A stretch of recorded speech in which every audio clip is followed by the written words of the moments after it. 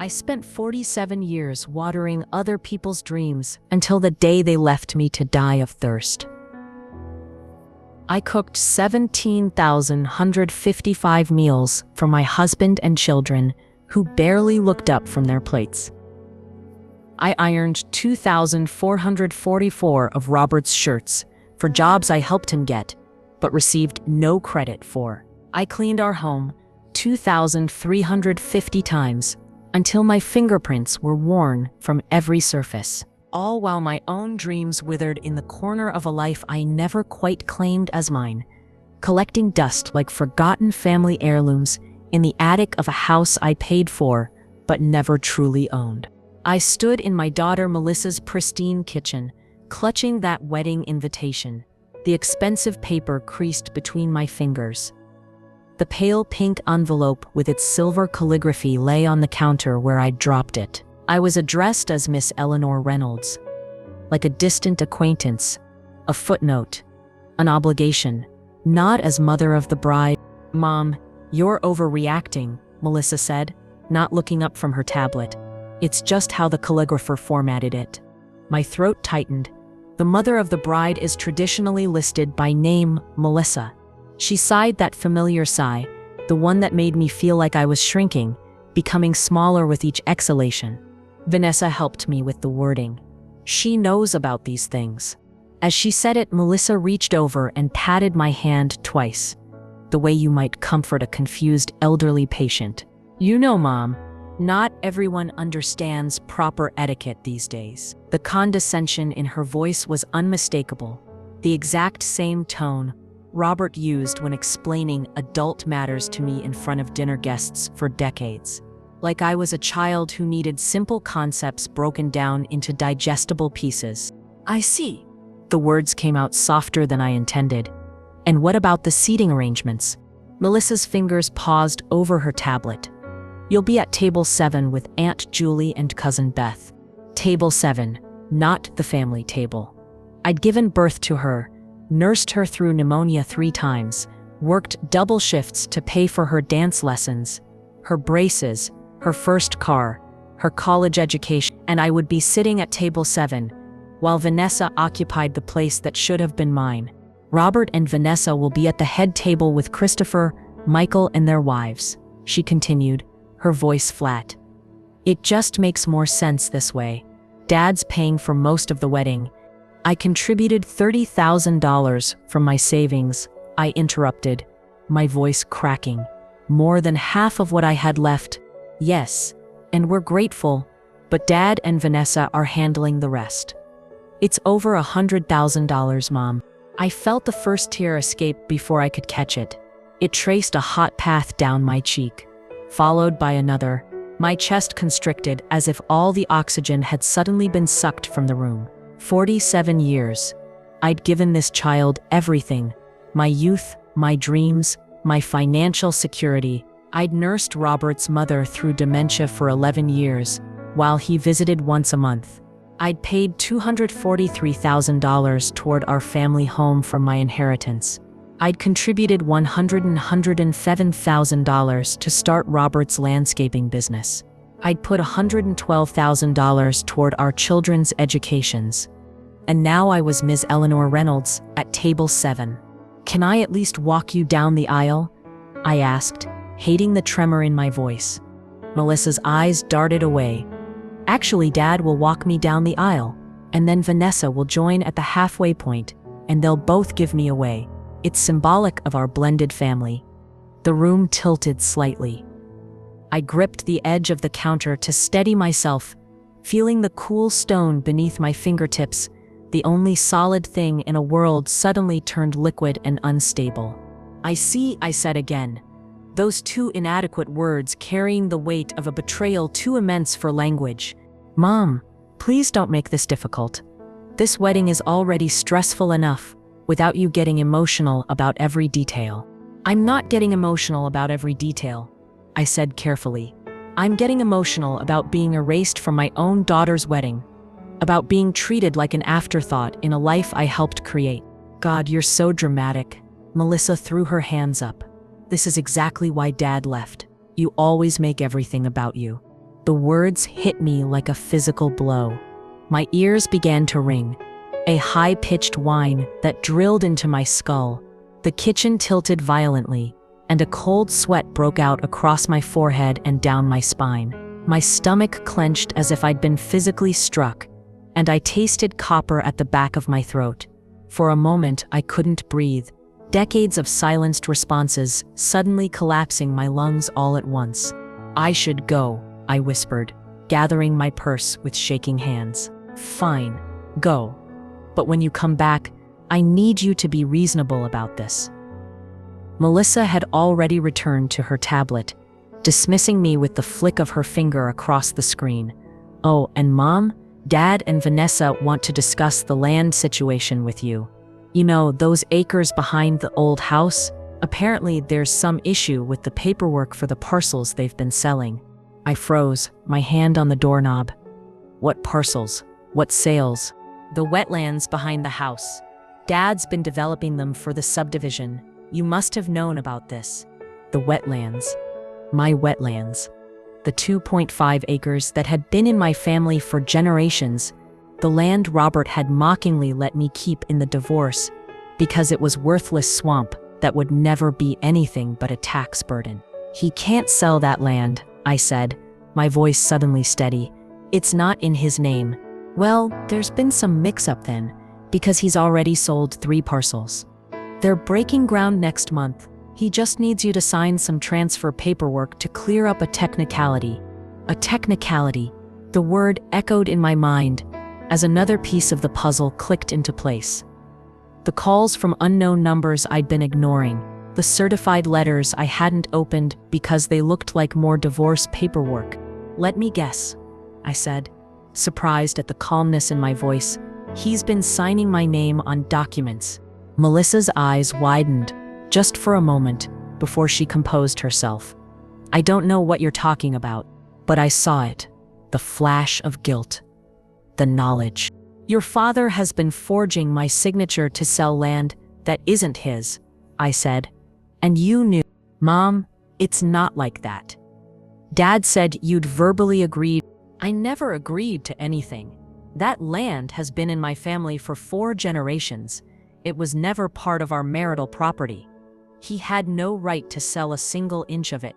"Well, it's done now," Melissa said, defensive. "And honestly, Mom, what were you doing with it anyway? It's just sitting there growing weeds and mosquitoes. Dad's making it valuable." Growing weeds. The dismissal of something she didn't understand pierced me deeply. Those weeds had been my sanctuary, my private passion for decades. The rare botanical specimens I'd been documenting in my journals since college. The quiet ecosystem I'd protected while everything else in my life was stripped away. "I need to go," I said, turning toward the door. "Mom, we're not finished discussing the wedding." I paused, one foot already outside, and looked back at my daughter. I barely recognized her anymore. This polished, calculating woman who weighed my value against her father's checkbook. "You're right about one thing," I said softly. "It is done now, but not in the way you think." I walked out into the sunshine, feeling the warmth on my face mixing with the cool stream of tears. The world looked different somehow, sharper, clearer, as if a veil had been lifted from my eyes. For the first time in decades, I felt something other than resignation stirring in my chest, something with teeth and claws that had been sleeping for too long. In my car, I opened my purse and removed the business card I'd received just 2 days earlier at the garden show. Dr. Anita Chen, Botanical Research Institute. I ran my thumb over the embossed letters on the card, remembering Dr. Chen's expression when she'd examined my sketchbook at the garden show. Not the polite interest I was accustomed to, but genuine professional excitement. "This waxy-leaved species. I've never seen documentation of this structure before," she'd said, pulling out her phone to photograph my drawing. "This could be significant for our pharmaceutical research program." I'd nodded and smiled, not fully understanding then what she meant by significant, but I was beginning to. How many times had Robert called my botanical hobby a waste of time? How many times had my children rolled their eyes at my obsession with plants most people considered weeds? How many times had Vanessa redecorated my carefully cultivated gardens because they weren't proper landscaping? I started the engine, my mind racing ahead to the dozens of journals stored in my closet, years of detailed illustrations, thousands of hours of careful observation and documentation, the rare species thriving in those worthless wetlands that Robert was so eager to bulldoze. What would happen when they discovered what had been growing there all along, right beneath their dismissive gazes? What would they say when they learned the true value of what they'd so carelessly tried to destroy? As I drove home, my phone rang. The screen displayed a number I didn't recognize, but I answered anyway, grateful for any distraction from my thoughts. Mrs. Reynolds? This is Tom Whitaker from Evergreen Development Corporation. I nearly swerved off the road. Evergreen Development, the company building the luxury housing complex near the old neighborhood. Yes, I managed to say. I'm calling because there appears to be an issue with some property documentation. We have a deed transfer showing your signature from 3 months ago, but our legal team has flagged some inconsistencies. Could you come to our office tomorrow to verify the paperwork? My hands tightened on the steering wheel. What inconsistencies? Well, he hesitated. To be frank, we have 2 different versions of your signature on file. One from 6 months ago and one from 3 months ago. They don't match at all. I pulled the car over, my heart pounding. I haven't signed anything for Evergreen Development. Not ever. The silence on the other end stretched for several seconds. Mrs. Reynolds, perhaps you should speak with a lawyer before we continue this conversation. Back in my small cottage, the only thing I'd asked for in the divorce settlement, besides my family's wetlands, I sat at the kitchen table and spread out my old photo albums. Not the ones with glossy professional family portraits that Robert insisted we take every Christmas. These were my private albums, filled with the moments that told the true story of my life.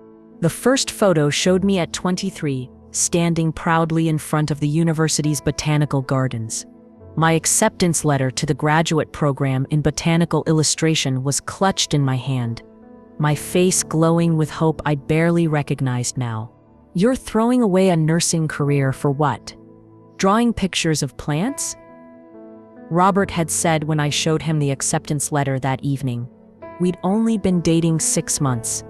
Eleanor, be practical. There's no money in that. 2 weeks later, when Robert proposed, he'd made it clear, I need someone who can support my ambitions, not chase impractical dreams. His landscaping business was struggling, and he needed steady income while he built his empire. I turned the page to a photo of us on our wedding day. Beside it was a bank statement from 3 months after our wedding. A withdrawal of $87,000, my entire inheritance from my grandmother, transferred to Reynolds Landscaping LLC.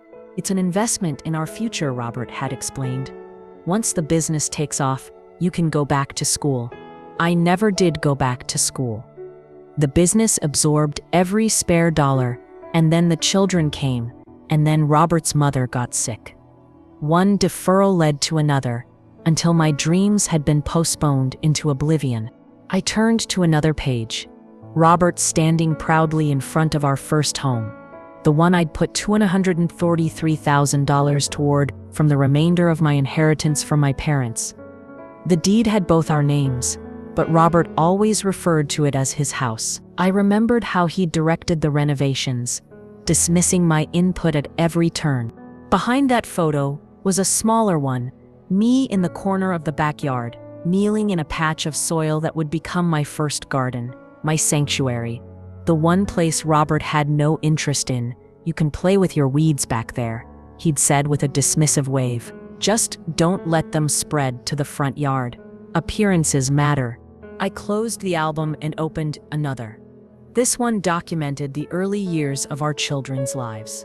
Tucked between pages was a small newspaper clipping announcing Robert's award for landscape architecture excellence for a design I'd helped him create.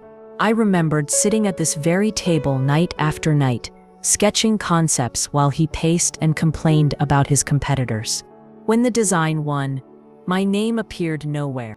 I turned to a page that showed our family outside the university, where Christopher was starting his freshman year.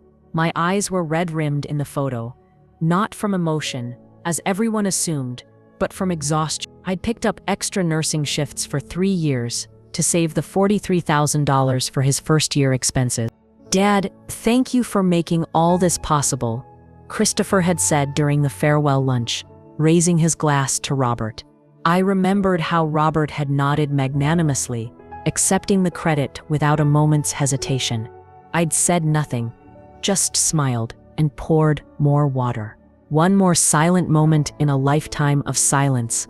The next page showed Robert's mother in her wheelchair, my arm around her shoulders as we sat in the garden I'd created for her enjoyment. 11 years I'd cared for Meredith, watching her mind slowly unravel while Robert visited briefly once a month, always with some excuse about why he couldn't stay longer. I closed that album too, unable to look at more evidence of my own erasure. Instead, I reached for the small locked chest I kept on the bookshelf. Inside were my botanical journals, 37 volumes spanning 4 decades. Each page contained detailed illustrations of plants, many from the wetlands behind our old house. As I opened the oldest journal to an illustration of a rare orchid I'd discovered in the wetlands 26 years ago, I noticed something I'd forgotten. In the corner of the page was a small symbol I'd always drawn next to specimens with unique properties, a tiny stylized flower with 7 petals, inked in purple. I ran my finger over it, remembering how I'd developed my own personal notation system. The colors were still vivid, the details exquisite. I remembered how excited I'd been to show Robert. "Another weed drawing?" he'd said without looking up from his newspaper. "That's nice, dear." I'd never shown him another illustration after that day. Instead, I'd continued in secret, slipping away to the wetlands whenever I could steal a moment from my endless responsibilities. Each plant I documented became a private act of rebellion, a way to preserve some small part of myself that was just mine. A knock at the door interrupted my thoughts. I quickly returned the journals to their chest and closed it, then went to answer. It was Sarah, my neighbor from across the street, the only person who had stood by me during the divorce, even as our mutual friends gradually drifted toward Robert and Vanessa's more socially advantageous orbit. "I saw your car," she said, stepping inside and giving me a quick hug. "Thought you might need a friend." How did it go with Melissa? I felt the tears begin to well up again. "Table 7, was all I could manage to say before Sarah's face softened in understanding. "Oh, Eleanor," she guided me back to the kitchen table and sat down across from me. "After everything you've done, apparently it's not enough," I said, wiping at my eyes. "It's never been enough. There's something else," I said, and told her about the land sales, about Robert forging my signature to sell property that wasn't his to sell. Sarah's eyes widened. "Eleanor, that's criminal. That's forgery and fraud. And my own children were part of it," I said, the betrayal still fresh and raw. "They knew. Sarah, they knew he was selling land that belonged to me, and they said nothing." "What are you going to do?" I hesitated, thinking of Dr. Chen's business card, still in my purse, of the journals in the chest, of the rare species thriving in the wetlands Robert was so eager to destroy. "I don't know yet," I said honestly. "But for the first time in a very long time, I'm going to do something for myself." After Sarah left, I called Dr. Chen. The conversation was brief but energizing. She would come to see my journals tomorrow. That night, I couldn't sleep. I kept thinking about the wetlands, about the life flourishing there that no one but me had bothered to notice, about the irony that the one piece of property Robert had mockingly left me might be the very thing that finally allowed me to reclaim my power. As I lay awake, my phone buzzed with a text from Christopher. "Mom, why are you making things difficult with the land sale?" Dad needs you to sign those papers ASAP. The developers are getting impatient. No concern for the fact that his father had committed forgery. No acknowledgement of my ownership. Just impatience that I might dare to stand in the way of Robert's plans. I set the phone down without responding.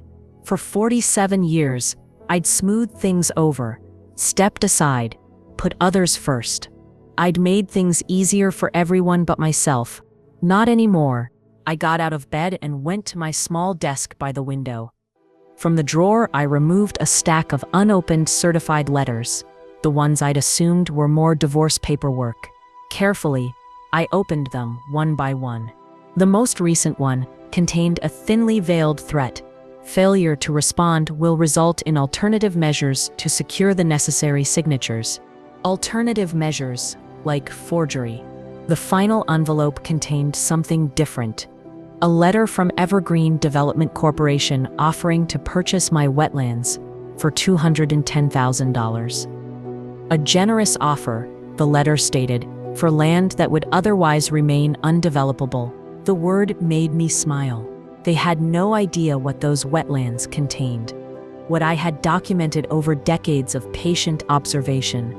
No idea of the pharmaceutical potential of several species I'd identified. No idea that what they dismissed as swamp might be worth millions to the right buyer. I tucked the letters into my botanical journal and finally went back to bed. Tomorrow would bring Dr. Chen's visit, and with it perhaps the beginning of my long-deferred life. As I drifted toward sleep, my phone chimed with a text notification. Assuming it was another demand from Robert or the children, I almost didn't look. But something compelled me to reach for the phone one last time. It wasn't from my family. It was from Dr. Chen. Eleanor, preliminary research on your wetland specimens shows something extraordinary. The molecular structure of the waxy-leaved plant contains a compound we've been searching for decades. Don't discuss with anyone until we meet. This changes everything. I stared at the message, my tired mind struggling to process what it meant. But one thing was suddenly, blindingly clear. Robert wasn't just trying to steal my land. He was about to destroy something priceless. Dr. Anita Chen arrived precisely at 10 a.m. the next morning. She was younger than I expected, early 40s perhaps, with a quiet confidence that immediately put me at ease. "Mrs. Reynolds," she said, extending her hand. "Thank you for inviting me." "Eleanor, please," I replied, ushering her inside. "And thank you for coming on such short notice." I'd spent the morning arranging my journals on the dining room table. 37 volumes of my life's hidden passion laid out chronologically, seeing them displayed this way, the culmination of thousands of solitary hours, sent an unexpected flutter of pride through my chest. Dr. Chen approached the table with reverence, her eyes widening slightly. "You've been busy," she said, a note of impressed surprise in her voice. "It's been my private project for 40 years, I explained. No one in my family ever took much interest." She picked up the oldest journal and carefully opened it. Her expression shifted from professional curiosity to genuine amazement as she turned each page. "These are extraordinary," she said after several minutes of silence. "Your technical skill is remarkable, but what's truly impressive is the scientific accuracy. You've documented species variations that aren't in our current databases." She paused at an illustration of a delicate white flower with unique petal formations. "This orchid variant, where did you find it?" "In the wetlands behind my former home," I said. "It's about 2.5 acres of marsh ecosystem that's been in my family for generations." Dr. Chen looked up sharply. "These are all from a single 2.5-acre property?" I nodded, pulling out a map. "This area here, it's an unusual ecosystem, part of why I've been so fascinated by it." As she turned the pages of another journal, she paused, her finger hovering over one of my special markings, the tiny stylized flower with 7 petals, inked in purple. "This marking," she said, her voice taking on an odd quality. "Where did you learn this?"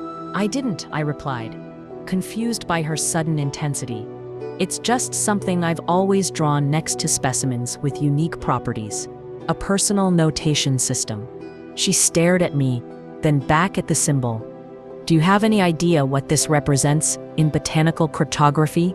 I didn't know botanical cryptography existed, I admitted. She carefully closed the journal.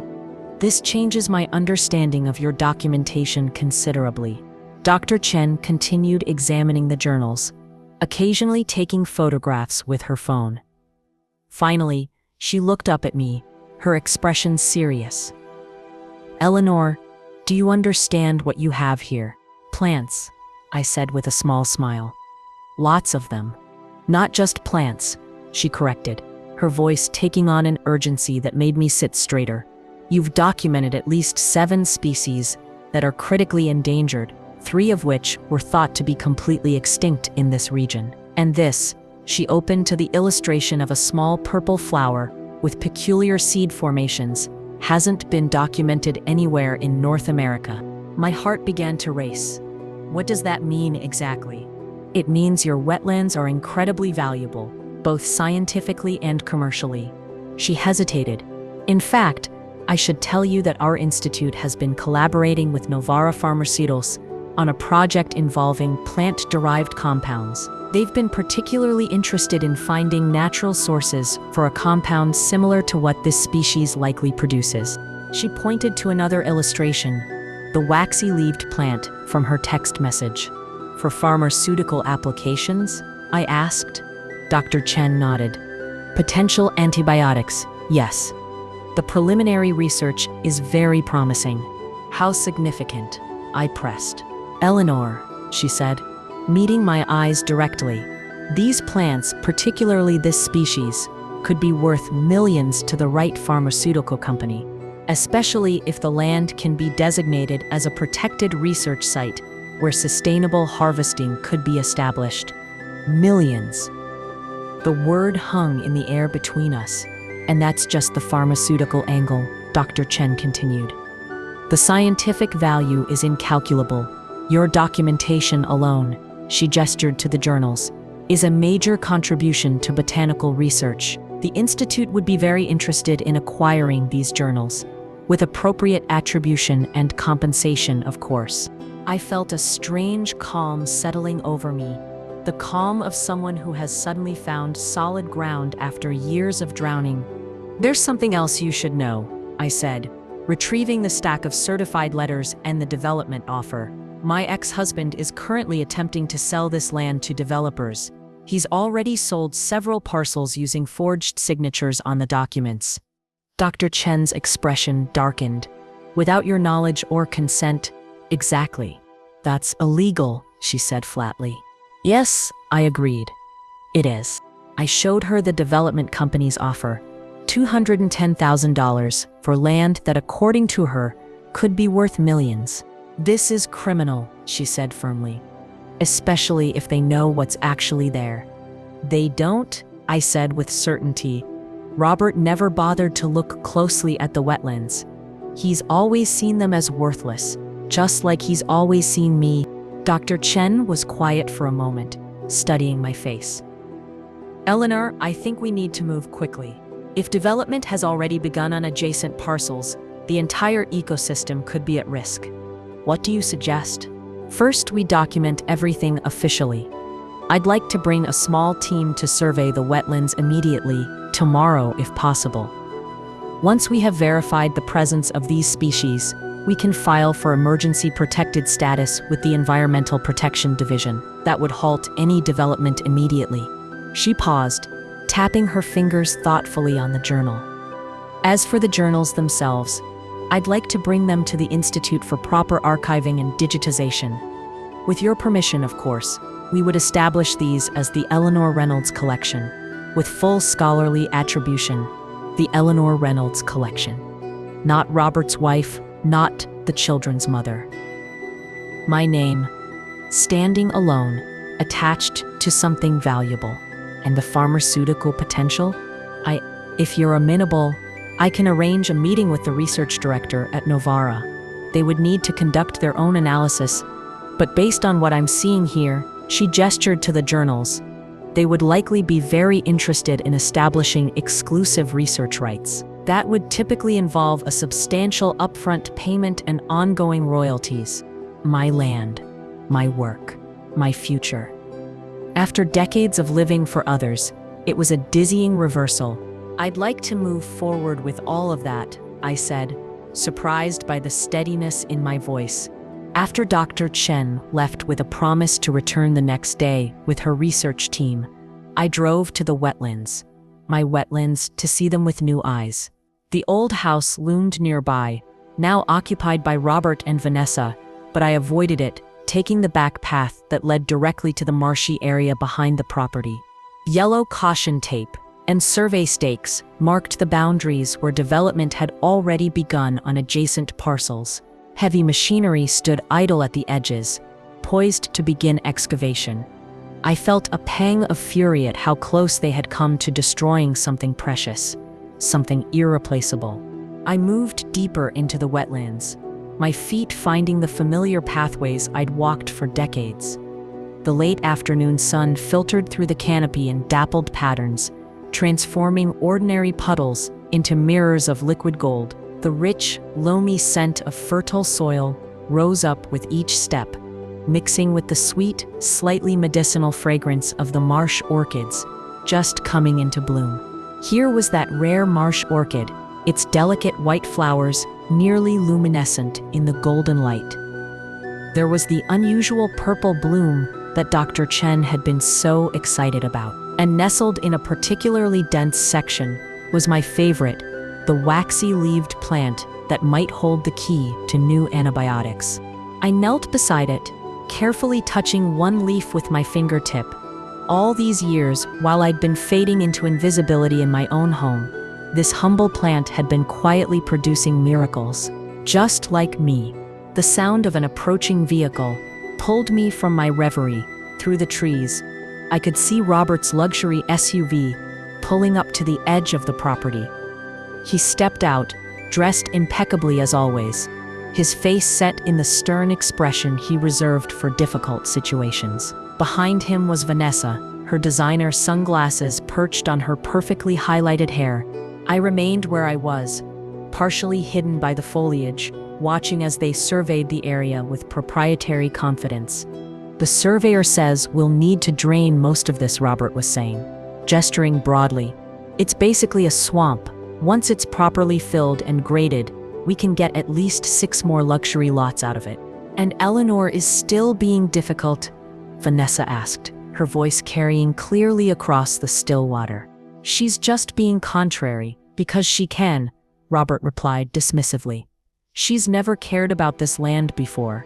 She just doesn't want us to profit from it. I felt my hands curl into fists. Never cared. I'd spent 40 years documenting every inch of this ecosystem while he'd been completely oblivious to its value. Well, the papers are already filed, Vanessa said, and you said yourself the sales are too far along to back out now. The buyers would sue if we tried to cancel. Robert nodded grimly. We'll just have to pressure her. I've called the kids. They'll talk some sense into her. I slipped away unseen, a new determination hardening within me. For years, I'd bent myself into the shape others needed. I'd stayed silent to keep the peace. I'd accepted less than I deserved because fighting seemed too difficult, too disruptive. Those days were over. That night, as I prepared for bed, I caught sight of my reflection in the bathroom mirror. For the first time in years, I really looked at myself.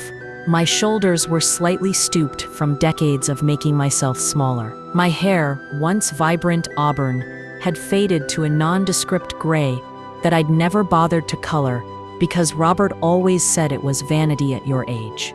My clothes were practical, forgettable, chosen to blend in rather than stand out. But my eyes, they were different tonight.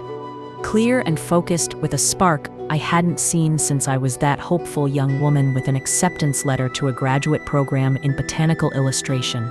I stood straighter, squaring my shoulders. I would call the stylist Sarah had been recommending for months. I would buy clothes that expressed who I was rather than who others expected me to be. Small changes, perhaps, but symbolic of a larger transformation taking shape. My phone rang, Robert's number. This time, I answered. "Eleanor," he began without preamble, his voice tight with barely contained frustration. "We need to discuss the land situation immediately." "I have buyers waiting." "No," I interrupted, the words slicing cleanly through his sentence.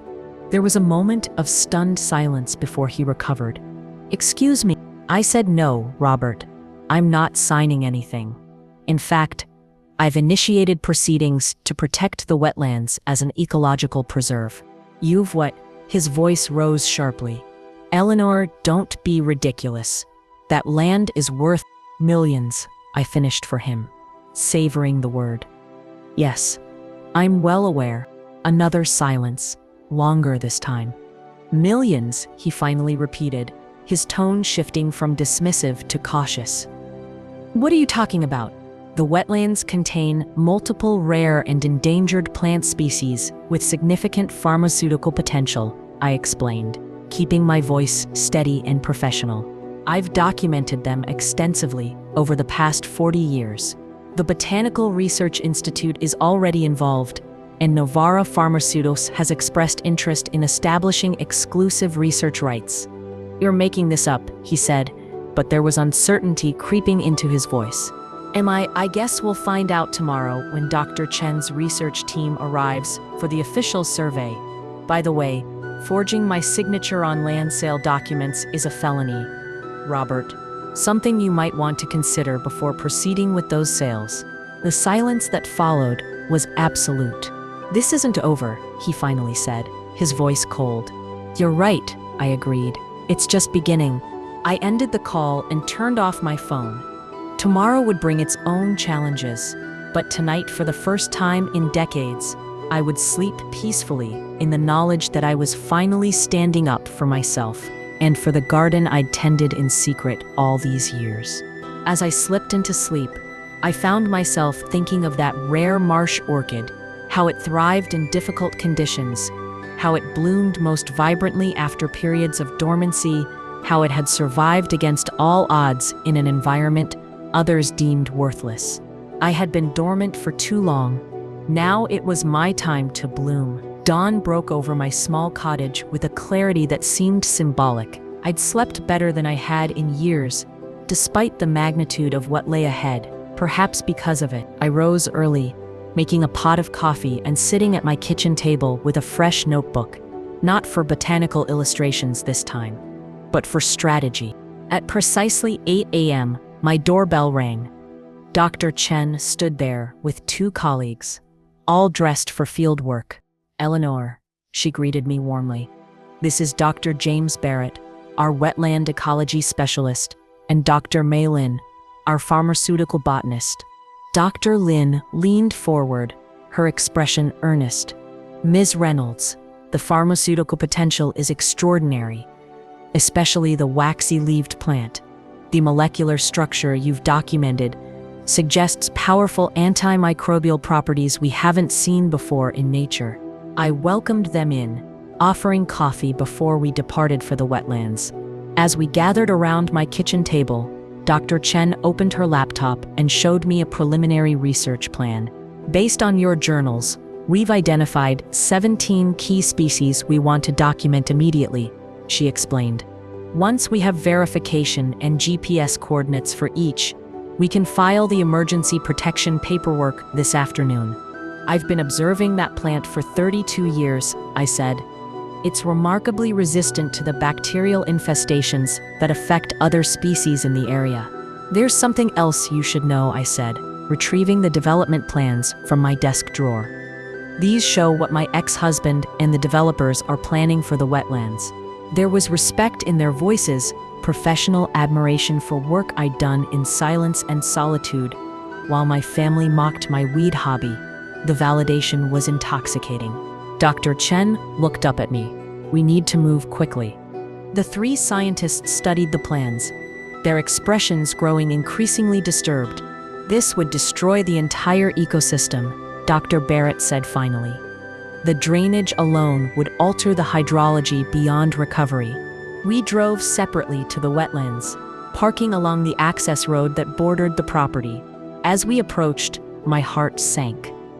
Two large excavators stood at the edge of the wetlands, apparently brought in overnight. Robert was already there, speaking animatedly with a man in a hard hat who appeared to be the site foreman. I introduced my companions as research scientists from the Botanical Research Institute. Robert's eyes narrowed slightly, but he maintained his public smile, the one he used at charity galas and business functions. "Eleanor," Robert called when he spotted us, his tone falsely pleasant. "I was hoping we could talk before you did anything hasty." "Based on forged documents," I said calmly. Robert's smile tightened. "I think we should discuss this privately, Eleanor." "Scientists? For a swamp?" He chuckled, as if it were a charming misunderstanding. "I appreciate your enthusiasm, but we have all the environmental clearances we need. The wetland delineation was completed months ago." "Actually," Dr. Chen interjected, stepping forward with professional authority, "we're here to conduct an emergency survey of endangered species. We have reason to believe this site contains multiple plants on the federal protection list." The site foreman looked alarmed. "Mr. Reynolds, you said the environmental assessment was complete?" "It is," Robert insisted. "This is just my ex-wife being difficult. I have 40 years of documented evidence that this wetland contains at least 7 endangered species," I said, meeting the foreman's eyes directly, "including photographic and scientific documentation." The foreman turned to Robert. "We can't proceed if there's any question about endangered species. That's an automatic work stoppage until it's resolved." I could see the calculation in Robert's eyes, weighing his options, assessing how to regain control of the situation. Finally, he turned to me with a tight smile. "Come on, Eleanor." Robert's voice dropped to that cajoling tone he'd always used when he wanted something. "Let's be real here. You wouldn't have the first clue how to handle the business side of this. You've never negotiated anything bigger than a garage sale price. These are sharks." He gestured toward the scientists. "And they'll eat you alive without someone like me running interference. You need me on this. You always have." I nodded, and we stepped away from the group. The moment we were out of earshot, his facade crumbled. "Eleanor, can we speak privately for a moment?" "None of that is my concern," I replied evenly. "This is my land, Robert. It was never yours to sell." "Don't be naive. These so-called scientists are probably just trying to get research grants. There's nothing valuable here." I almost laughed at the irony. For decades, he'd been living next to a botanical gold mine, without even realizing it. "Dr. Chen is the lead research director at the Botanical Research Institute," I informed him. "Dr. Lin represents Novara Pharmaceuticals, which has already expressed interest in establishing exclusive research rights to several species I've documented here." "Pharmaceutical research?" He lowered his voice, suddenly conciliatory. "Eleanor, if there's potential value here, we should discuss this as a family. After all, we built everything together." I watched his expression shift as the implications sank in. Robert had always understood one thing clearly: money. Robert's expression hardened. "Don't be vindictive. Think of the children, their inheritance." "Did we?" I kept my voice steady. "You've spent years telling me this land was worthless, just like you spent years telling me my weed hobby was a waste of time. You forged my signature to sell property that was never yours. You enlisted our children in defrauding me, and now you want to discuss this as a family." "I am thinking of them," I said. "I'm thinking about the lessons they've learned from watching you dismiss and devalue me for decades. I'm thinking about how quickly they chose sides when you left. I'm thinking about Table 7 at Melissa's wedding." Of course, he wouldn't know. He'd never had to worry about such details. His brow furrowed in confusion. "What are you talking about? What table?" "It doesn't matter," I said. "What matters is that I'm reclaiming what's mine. The scientists are going to conduct their survey, and I'm going to pursue emergency protected status for this ecosystem. The Novara Pharmaceuticals headquarters towered above the surrounding buildings, all glass and steel and corporate confidence. I sat in Sarah's car in the parking lot, gathering my composure before heading inside. I'd chosen my outfit carefully, a sage green blazer over a simple cream blouse, tailored pants, and low heels. Professional but distinctly my own style, not the self-effacing beige I'd worn for decades to avoid drawing attention. "You look amazing," Sarah said, squeezing my hand. "Like yourself, but more." "I feel more," I admitted, adjusting the leather portfolio containing my journals and documentation. Jessica Torres, my attorney, was waiting for me in the lobby. Her crisp navy suit and alert eyes radiated competence, instantly putting me at ease. The boardroom was intimidating, all mahogany and plush leather chairs, with floor-to-ceiling windows overlooking the city. 5 people were already seated: Dr. Chen, Dr. Lin, and 3 executives from Novara, including their legal counsel. Ms. Reynolds, the oldest of the executives, stood to greet me. "I'm Philip Mercer, Director of Research and Development at Novara. Thank you for meeting with us today." As we settled into our seats, I noticed Dr. Chen's encouraging smile. She had positioned herself on my side of the table, a small gesture of solidarity that meant more than she could know. Philip opened a folder in front of him. "Dr. Lin has shared some remarkable findings from her preliminary analysis of the samples from your wetlands.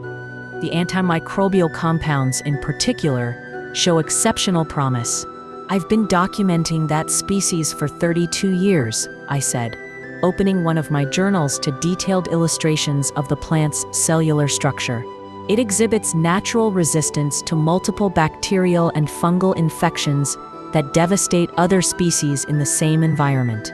The meeting proceeded with detailed discussions of the pharmaceutical potential, the timeline for research and development, and the terms of exclusive access to my property. Throughout, I maintained a quiet authority, answering questions precisely and deferring to Jessica on legal matters. 2 hours later, we had the framework of an agreement: $3.8 million upfront for exclusive research rights to the wetlands for 10 years, with a 4% royalty on any successful pharmaceuticals developed from the plants there. The wetlands would be designated as a protected research preserve, with strict limitations on harvesting to ensure sustainability. As we prepared to leave, with plans to finalize the agreement the following week, my phone buzzed. A text from Christopher. "Mom, emergency at the wetlands. Dad's brought in bulldozers. Come quickly." My blood ran cold. "We need to go, now." I showed the text to Dr. Chen. "Robert's trying to destroy the evidence before the protection order is finalized." Philip's expression hardened. "That's illegal. The preliminary documentation has already been filed." "He's desperate," I said, "and he's never been good at accepting defeat." Dr. Chen was already on her phone, alerting environmental authorities. Jessica immediately began drafting an emergency injunction. Philip surprised me by standing up decisively. "I'm coming with you," he said. "Novara has a vested interest in protecting those plants now." We formed an unlikely convoy, Sarah and me in her car, Jessica in her sleek sedan, Dr. Chen and Philip in his luxury SUV. As we approached the wetlands, I could hear the machinery before I could see it. The grinding, destructive sound of heavy equipment tearing into the earth.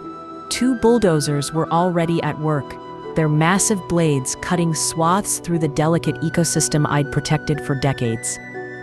Robert stood nearby with the site foreman, pointing toward areas they hadn't yet reached. My children were there too, Melissa and Michael standing with Robert, Christopher off to the side, looking.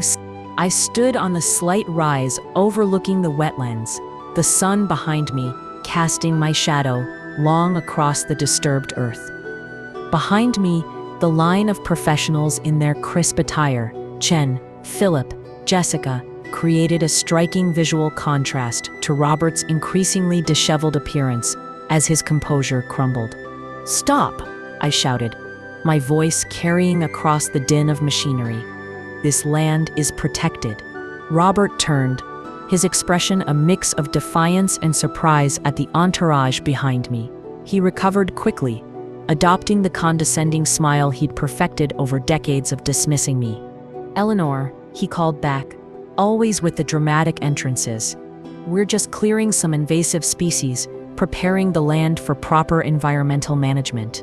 Those bulldozers are destroying federally protected species," Dr. Chen stated firmly, stepping forward with her institute credentials visibly displayed.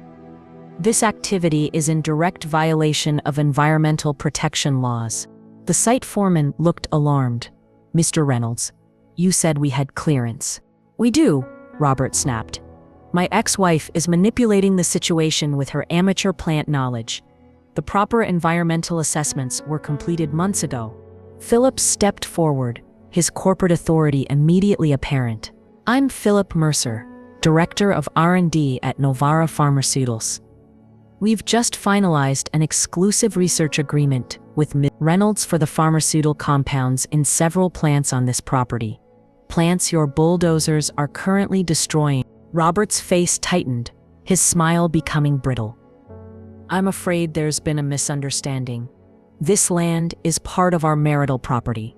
My ex-wife doesn't have the authority to enter into such agreements." Jessica moved forward then, opening her briefcase to retrieve documents. "That's factually incorrect, Mr. Reynolds. The land deed clearly shows this wetland area as Reynolds' sole property, inherited from her family prior to your marriage and specifically excluded from marital assets in your divorce settlement." She handed copies to both Robert and the site foreman. "Additionally, we have evidence of multiple forged documents where Ms. Reynolds' signature was falsified to authorize land sales." The foreman scanned the papers, then signaled to the bulldozer operators to stop. The sudden silence was almost as jarring as the noise had been. As the usual wetland sounds returned, frogs calling, water trickling, a red-winged blackbird's distinctive notes, it felt as if the ecosystem itself was finding its voice alongside mine. A symphony of sound, supporting the long-overdue truth. "Mr. Reynolds, I can't continue work under these circumstances," the foreman said, his voice tight with professional concern. "Not with allegations of forgery and federal protection issues." Robert's composed facade began to crack. "This is ridiculous. She's just a nurse with a plant hobby. She wouldn't know an endangered species if it grew in her salad." "Actually," Philip interjected, "Ms. Reynolds' documentation is among the most thorough I've seen in 30 years of pharmaceutical research. Her observations of antimicrobial properties in several species here could lead to groundbreaking new antibiotics. Novara has just committed $3.8 million for research rights to this property." At the mention of the amount, I saw Robert's expression shift. Calculation replaced dismissal in his eyes. $3.8 million, he repeated, his tone suddenly conciliatory. "Eleanor, why didn't you say something? We should discuss this as a family. After all, these plants are on property we shared during our marriage." Robert's expression shifted suddenly, his anger morphing into something softer, more vulnerable. It was a transformation I'd seen countless times over our decades together. His tactical retreat when force wasn't working. "Eleanor," he said, his voice dropping to an intimate murmur meant for my ears alone, "we've been through so much together.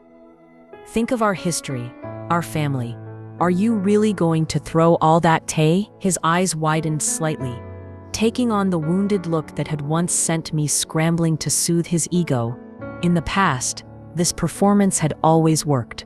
The hint of vulnerability from an otherwise powerful man was kryptonite to my caretaking instincts, but now I saw it for what it was.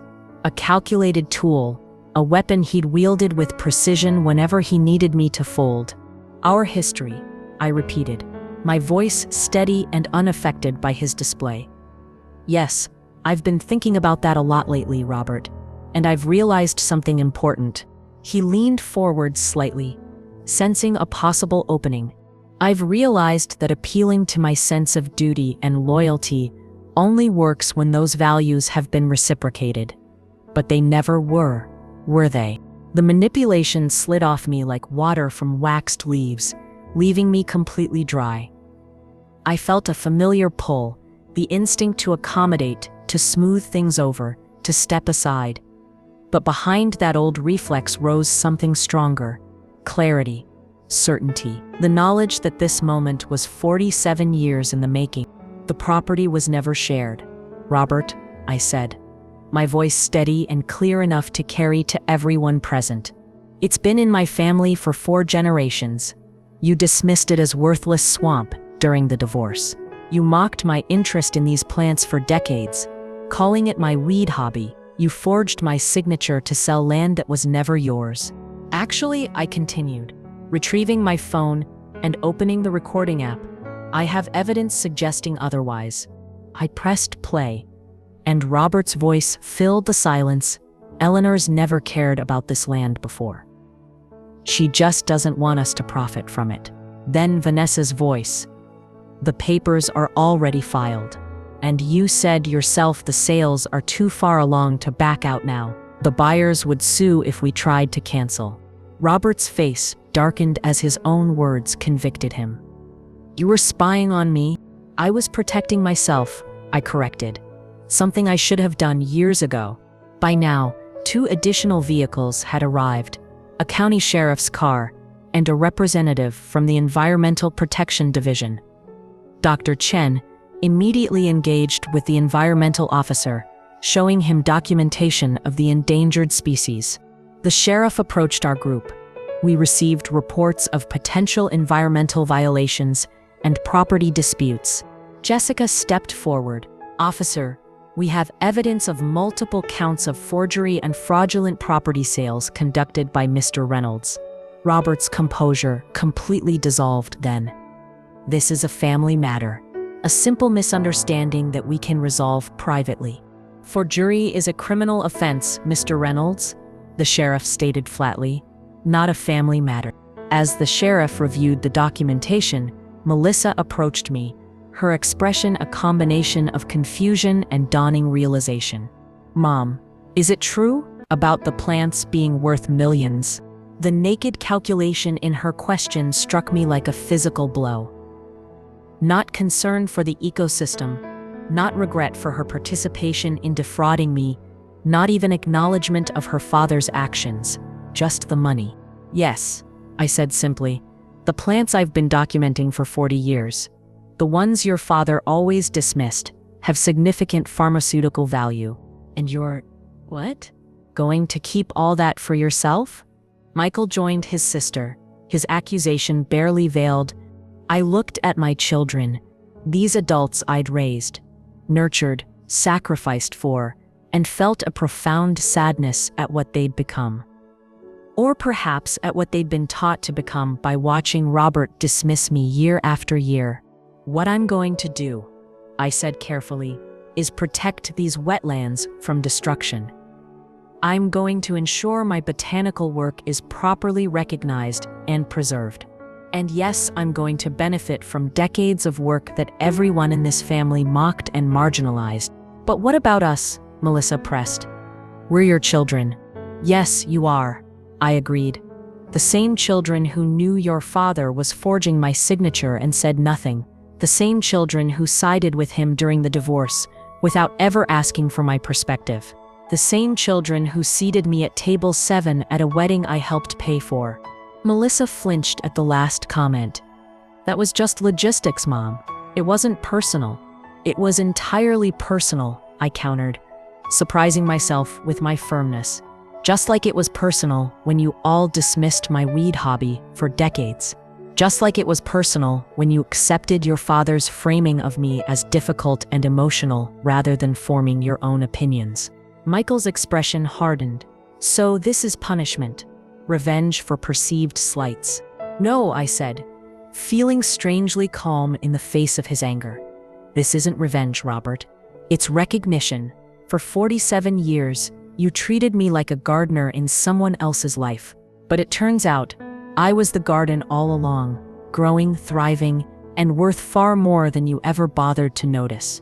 Christopher, who had remained silent throughout, finally spoke. "She's right." He turned to his siblings.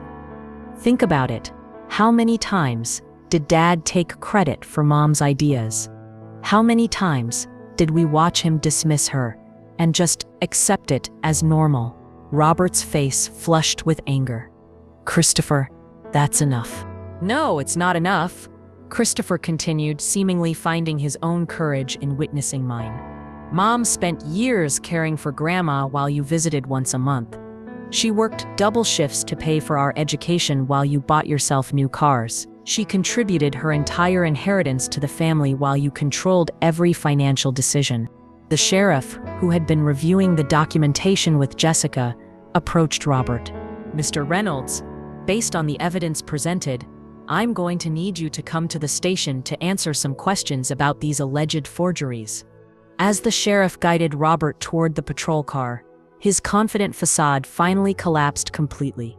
His shoulders slumped, his carefully maintained posture crumbling as the reality of his situation sank in. For perhaps the first time in his adult life, Robert Reynolds was experiencing consequences. He looked back at me one last time, but not with anger or defiance.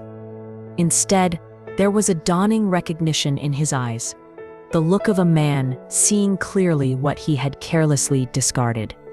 Not just land worth millions, but a woman of immeasurable value. "Eleanor," he finally managed, his voice barely audible. "I didn't know."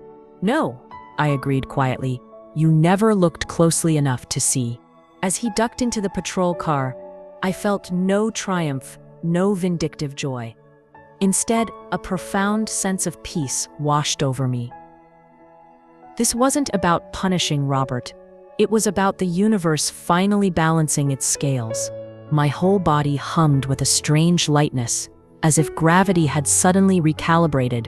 The air felt sharper in my lungs, colors more vivid around me.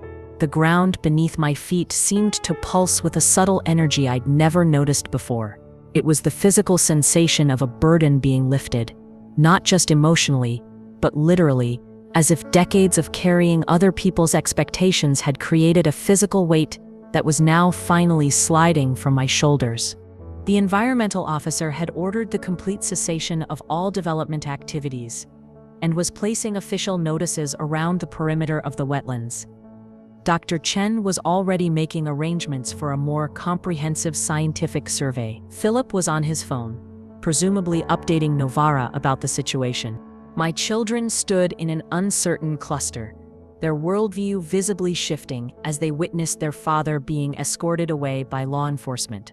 The family mythology, successful businessman, father, supportive background mother, was crumbling before their eyes. "What happens now?"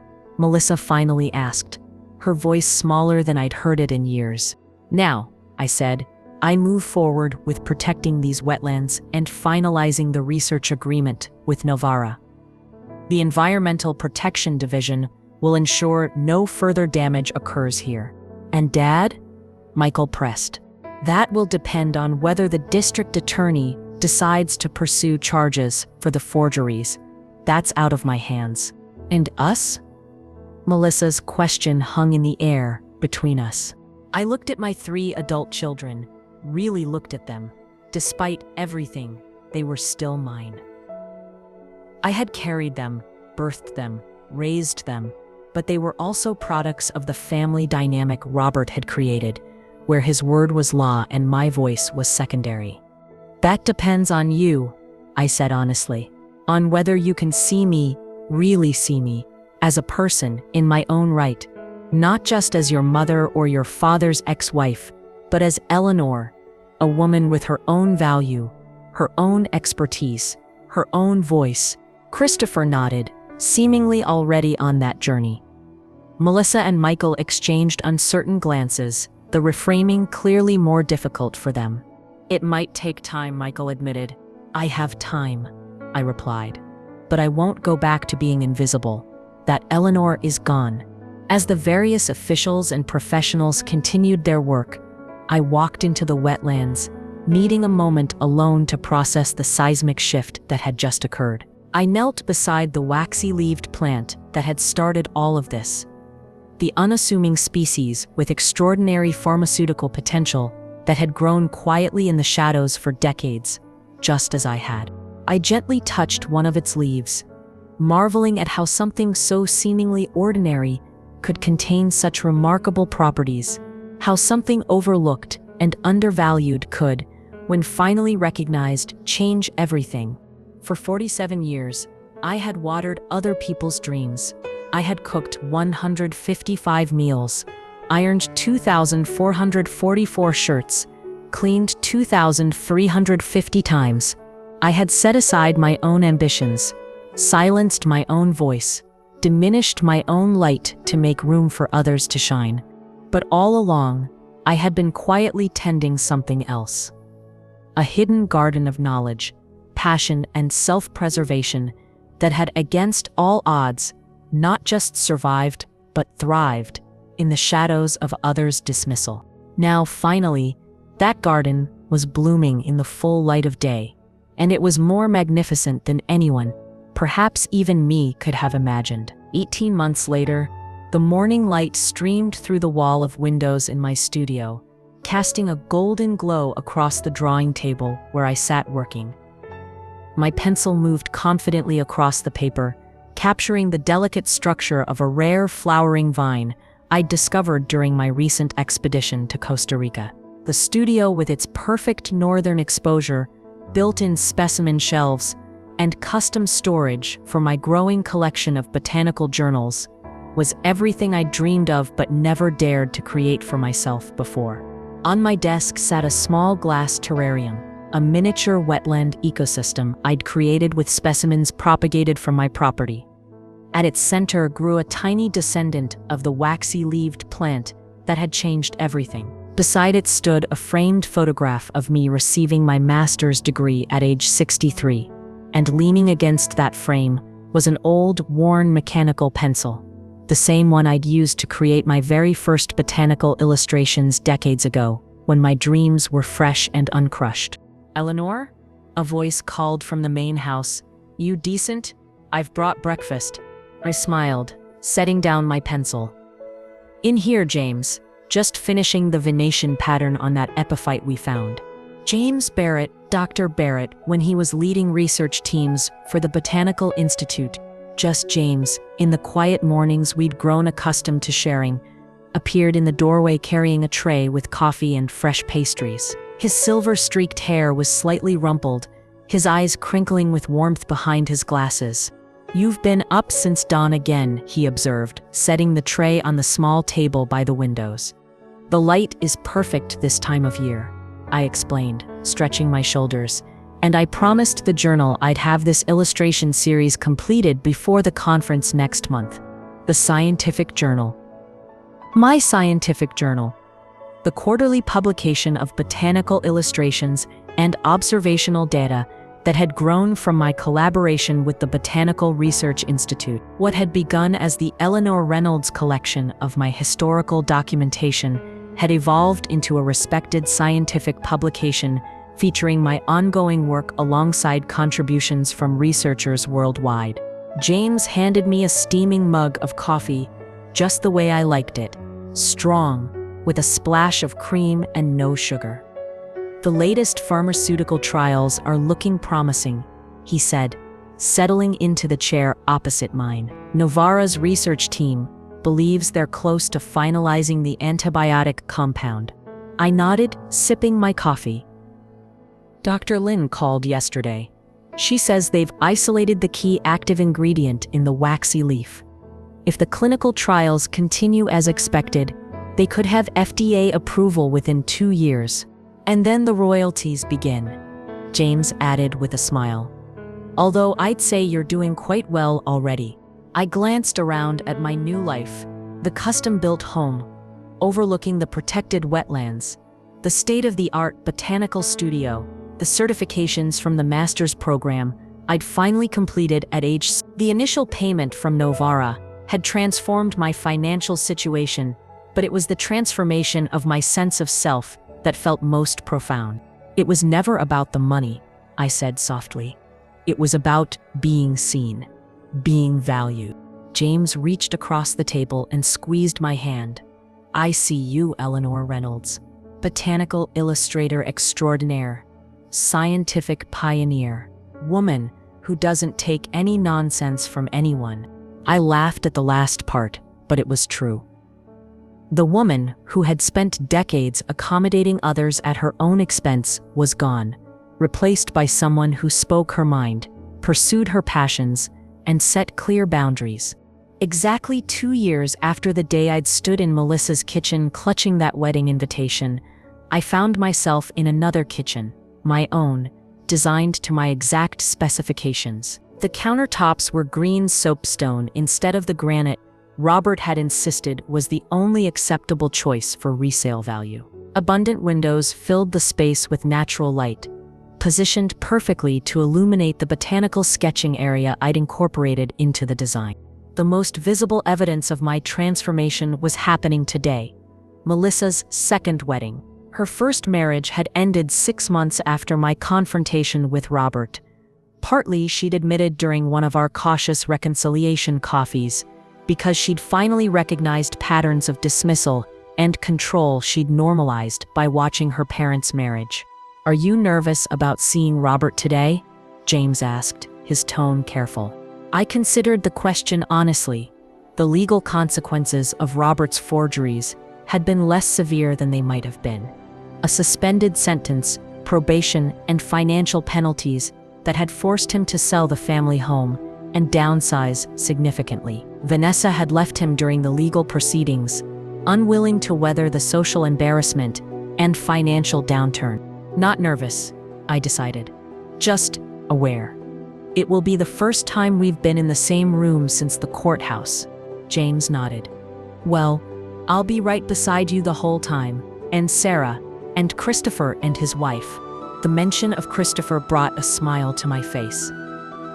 Of my 3 children, he had made the most genuine effort to rebuild our relationship, to see me as I truly was rather than through the distorted lens Robert had created. He'd even brought his wife and children to visit the wetlands regularly, learning about the plants I'd protected and documented for so long.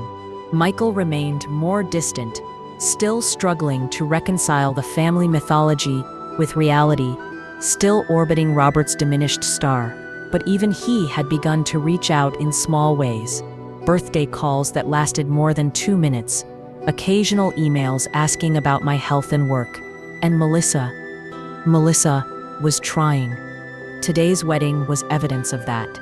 She'd included me in the planning this time, sought my opinion on venues and flowers. She'd asked me to create a botanical illustration for her invitation, a delicate rendering of her favorite childhood flower, the lily of the valley I'd grown in our garden. Most significantly, she'd asked me to walk her down the aisle, together with Christopher. No Robert, no table 7, no erasure. As I dressed for the wedding in the emerald green dress I'd chosen, a far cry from the beige background blending outfits Robert had always preferred, I thought about the journey of the past 18 months. The legal battles had been exhausting, but necessary. The environmental protection status for the wetlands had been finalized, creating a permanent research preserve. My journals had been digitized, cataloged, and recognized as a significant contribution to botanical science. I'd completed my master's degree in botanical illustration, walking across the stage in cap and gown to receive my diploma while Sarah, James, and Christopher cheered from the audience. I pinned a small corsage to my dress, a sprig of the rare marsh orchid I'd discovered in the wetlands all those years ago, now successfully propagated in the small greenhouse behind my studio. A symbol of resilience, of thriving against the odds, of beauty that persists even when unrecognized. At the botanical garden where Melissa's wedding was held, Christopher greeted me with a warm hug. "Mom," he said, his eyes brightening, "you look beautiful." "Thank you," I said, still getting used to receiving compliments without deflecting them. "Is everyone here?" "Almost." Christopher offered his arm to escort me inside. Dad just arrived. He's trying to be on good behavior. Michael's with him. I nodded, appreciating the warning. I'll be fine. Today is about Melissa, not old grievances.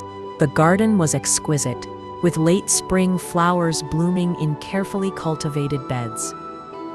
I spotted Sarah with her husband, who waved enthusiastically from their seats. And then I saw Robert, standing with Michael near the refreshment table. He had aged visibly in the past 18 months, his once commanding presence diminished by legal troubles and financial reversals. When he caught sight of me, confident in my emerald dress, standing between James and Christopher, something flickered across his face. Recognition, perhaps, of everything he had failed to see during our decades together. I nodded politely in his direction but didn't approach. Some wounds were still too fresh, some betrayals too profound for casual conversation.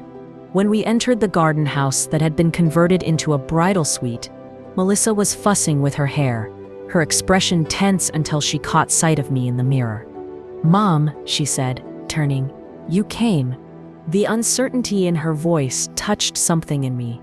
For all her adult confidence, some part of her had still feared I might withdraw, might punish her for past allegiances by mirroring the hurts she'd inflicted. "Of course I came," I said gently. "You asked me to walk you down the aisle." She nodded, blinking back, unexpected tears. "I haven't always. I know I wasn't always." "Today isn't about the past," I interrupted, saving her from the stumbling apology. "It's about your future, and you look beautiful." "Could you help with my veil?" she asked hesitantly. "I can't get it to sit right." I stepped forward, carefully arranging the delicate lace veil in her hair. As I worked, I caught her studying my reflection in the mirror. "You seem different," she observed. "Happier." "I am," I confirmed. "I'm living the life I always wanted, but never felt entitled to claim." As we took our positions at the entrance to the garden courtyard, I saw James sitting in the front row beside Sarah, both of them beaming with encouragement. The music began, not the traditional wedding march, but a gentle classical piece that floated on the spring air like a blessing. We walked slowly down the petal-strewn path, Melissa between Christopher and me. I was acutely aware of the symbolism, me on equal footing with my son, no longer relegated to the background, no longer seated at table 7 while others took center stage in my child's life. As we walked, I felt the smooth silk of her gown against my skin, the gentle pressure of her hand on mine, the weight of the corsage pinned to my dress, that tiny marsh orchid pressed lightly against my chest, directly over my heart. Sunlight warmed my bare shoulders, and a gentle breeze carried the scent of jasmine and freshly cut grass. When we reached the altar, the officiant asked, "Who supports Melissa in her marriage today?" Christopher and I spoke in unison, "We do." At the reception afterward, I sat at the head table, not table 7, with James beside me, and Sarah and her husband across from us. Christopher and his wife joined us, along with Melissa and her new husband once they had greeted all their guests. After the toasts, the music began for the first dances. Melissa and her new husband took the floor, moving with easy synchronicity to a song about finding love after heartbreak. Then came the parent dances, Melissa's new husband with his mother, and Melissa looking uncertainly around the room.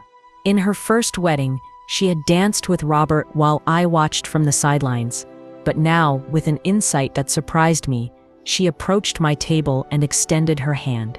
"Mom, would you dance with me?"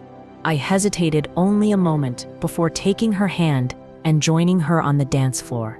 As we swayed to the music, I felt the weight of decades of complicated mother-daughter dynamics, of patterns learned and hopefully unlearned, of hurt and healing still in progress.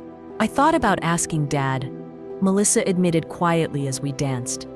"Out of habit, I guess. But then I realized, this dance should be with the parent who always showed up, who was always there, even when it wasn't convenient or glamorous." My throat tightened with unexpected emotion. "Thank you," I managed. "I'm still learning," she said, her voice so low I almost didn't catch it. "How to see properly, how to value what matters." "We all are," I assured her. Every day.